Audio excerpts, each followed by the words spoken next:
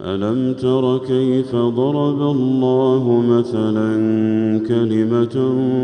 طيبة كشجرة طيبة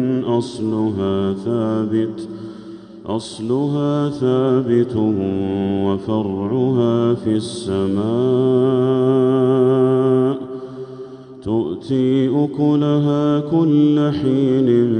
بإذن ربها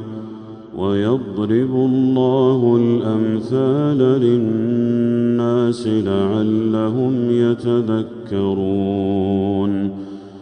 ومثل كلمة خبيثة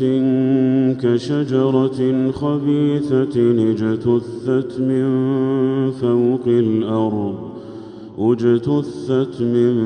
فوق الأرض ما لها من